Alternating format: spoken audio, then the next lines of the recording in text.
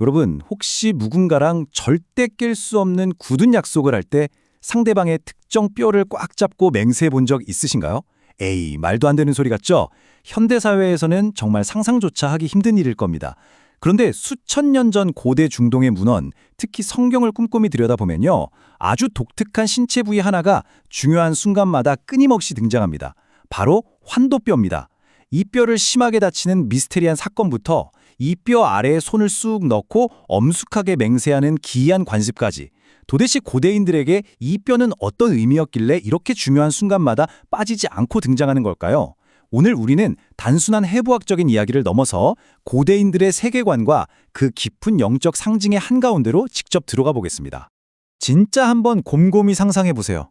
누군가가 여러분한테 다가와서 자신의 허벅지, 그러니까 환도뼈 아래에 손을 넣고 맹세하라고 요구한다면 어떠실 것 같나요? 너무 당황스럽겠죠? 왜 이렇게 구체적이고 어떻게 보면 기이하기까지 한 육체적 관습이 고대 역사 속에 존재했던 걸까요? 그냥 흔히 하듯 악수를 하거나 서약서에 사인하는 걸로는 왠지 부족했던 걸까요? 성경 창세기를 보면 가장 결정적이고 중대한 맹세의 순간마다 어김없이 이 행동이 등장합니다. 이건 결코 단순한 인사법이나 가벼운 미신이 아니에요. 이 수수께끼를 풀려면 먼저 고대인들이 우리 인체를 어떻게 이해하고 있었는지, 그리고 그들이 생각한 힘의 진짜 본질이 무엇이었는지부터 알아야 합니다. 자, 여기서 정말 흥미로운 점은요, 이 환도뼈가 현대 의학적 관점에서도 그렇고 고대의 상징적인 관점에서도 인간 신체의 절대적인 닷 역할을 한다는 사실입니다. 환도뼈, 쉽게 말해 대퇴부 고관절은 우리 몸에서 제일 크고 단단한 뼈 중 하나잖아요. 상반신과 하반신을 딱 연결해주고 우리가 서고 걷고 힘을 팍 쓸 때 그 모든 무게중심을 묵묵히 견뎌내는 곳이죠. 하지만 고대 히브리인들의 생각 속에서 이 뼈는 그냥 몸을 지탱하는 기둥 그 이상이었습니다. 그들에게 이건 인간의 생식력, 즉 후손을 낳는 능력과 육체적 생명력이 뿜어져 나오는 궁극적인 근원지였어요. 한 사람이 가진 모든 물리적인 에너지, 그리고 미래 세대로 쭉 이어지는 생명의 흐름 전체가 바로 이 환도뼈 하나에 꽉 응축되어 있다고 믿었던 겁니다. 자, 그럼 첫 번째 파트, 성경 속 환도뼈의 비밀로 바로 들어가 보겠습니다. 이 환도뼈가 고대 텍스트 안에서 도대체 어떤 역할을 하는지 제대로 이해하려면요, 인간 존재의 가장 근본적인 욕망이라고 할 수 있는 힘과 생명이라는 두 키워드에 집중해야 합니다. 고대 문헌을 보면 환도뼈는 인간이 내 맘대로 온전히 통제할 수 있다고 믿는 가장 강력한 자원을 상징해요. 문자 그대로 인간의 힘과 생물학적 생명의 절대적인 중심인 거죠.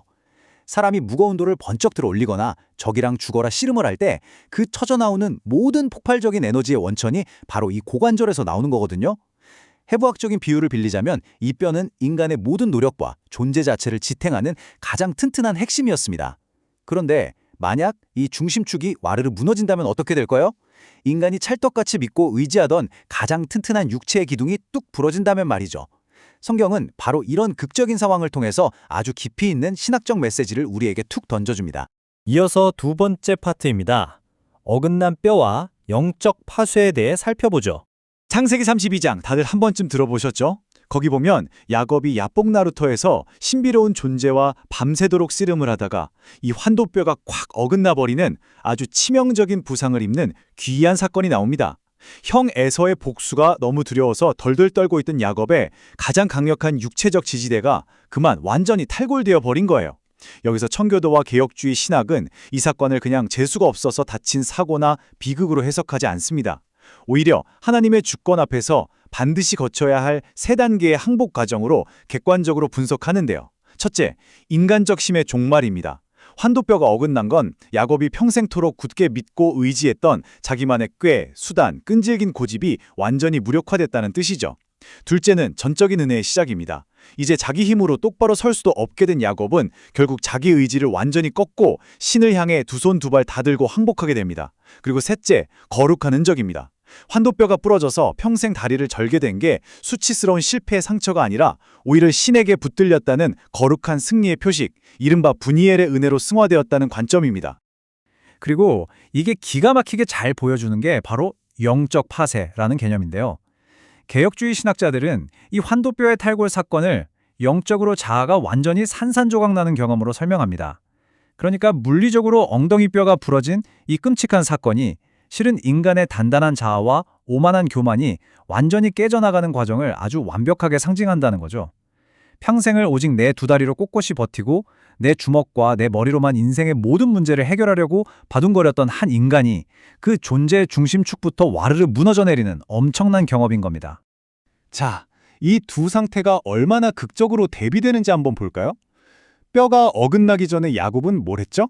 네, 씨름을 했습니다. 자기 꾀와 육체적인 힘에만 100% 의존해서 어떻게든 상대를 찍어 누르려고 했어요. 하지만 환도뼈, 즉 내 몸의 무게중심이 박살난 후에는 이제 더 이상 싸우고 싶어도 싸울 수가 없습니다. 바닥에 쓰러진 그가 할 수 있는 유일한 행동은 그저 매달림 뿐이었습니다. 바닥을 기면서 상대방 옷자락을 꽉 붙잡고 제발 축복해달라고 간구하는 거죠. 전적으로 은혜에만 기대는 상태로 태도가 180도 뒤바뀐 겁니다. 내가 내 주먹 믿고 주도하던 싸움은 다 끝났고 오직 은혜만 구하는 기도의 상태로 완전히 전환된 거예요. 자, 이제 이 내용이 어떻게 확장되고 이어지는지 볼까요? 방금 본 야곱의 씨름에서는 환도뼈가 부서져야만 하는 인간적인 힘의 근원으로 아주 철저하게 깨졌습니다. 그런데 고대 죽장들이 누군가와 맹세를 할 때는 스토리가 전혀 다르게 흘러갑니다. 아브라함과 요셉의 이야기 속에서 환도뼈는 파괴의 대상이 아니라 약속을 반드시 지키겠다는 보증수표, 즉 생명의 근원으로 그 의미가 쫙 확장되거든요. 똑같은 신체 부위가 어떻게 이렇게 다른 사건 속에서 이렇게나 깊게 연결될 수 있는지 그 배경을 좀 더 깊이 파헤쳐 보겠습니다. 세 번째 파트, 환도뼈 아래의 절대 맹세로 넘어가 보겠습니다. 창세기를 다시 들여다보면요. 아브라함이 자리집에서 가장 나이 많은 종한테 이삭의 아내를 꼭 구해오라고 명령할 때나 또 죽음을 코앞에 둔 야곱이 아들 요셉한테 나를 꼭 가나안 땅에 묻어달라고 유언을 남길 때 아주 공통적으로 상대방에게 내 환도뼈 밑에 손을 넣고 맹세하라고 요구합니다. 고대 히브리인들의 생각 속에서 이 부위는 그냥 단순한 허벅지가 아니었어요. 생식기가 위치한 곳, 즉 허리나 생명을 잉태하는 태 자체를 상징했습니다.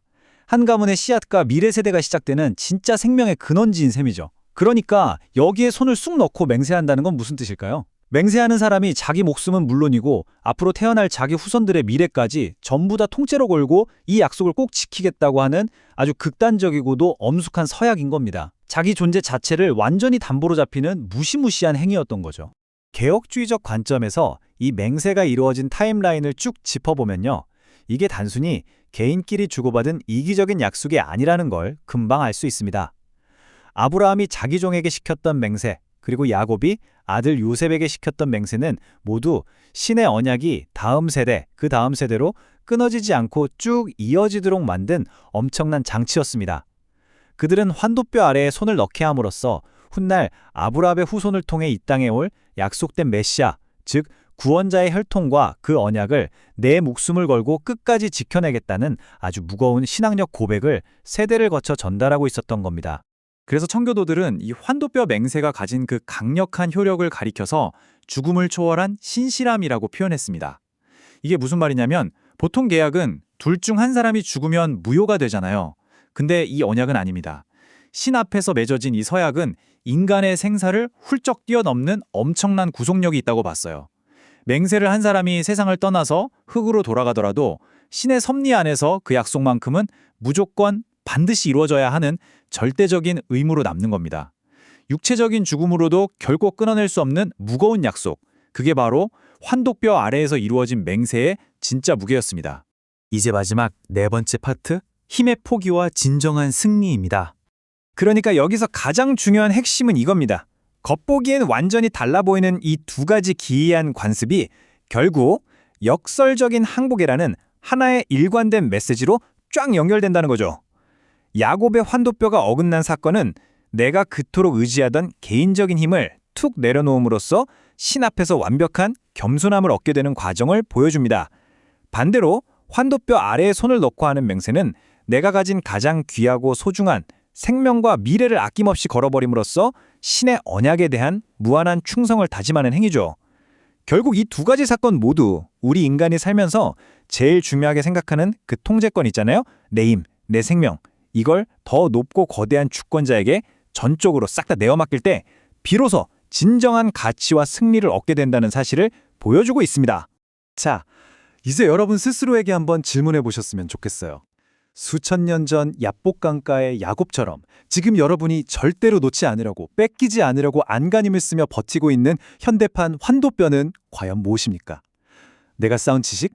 내 통장에 있는 재산? 아니면 내 삶은 내가 완벽하게 100% 통제할 수 있다는 묘한 교만함은 아닐까요? 이 오래된 텍스트는 우리에게 조용히 하지만 아주 묵직하게 조언합니다. 우리가 가진 가장 강력한 힘의 근원이 와르르 무너지는 그 고통스러운 순간이 어쩌면 역설적으로 우리 인생에서 가장 큰 은혜를 누리고 진정으로 승리하는 첫걸음이 될 수도 있다고요. 꽉 쥐고 있던 그 힘을 좀 내려놓고 나보다 더 큰 주권에 스르륵 기대는 법을 배우는 것. 그것이 오늘 우리가 이 고대 문헌의 미스터리를 풀며 길어올린 가장 값진 통찰이 아닐까 싶습니다. 오늘 준비한 내용은 여기까지입니다. 시청해주셔서 감사합니다.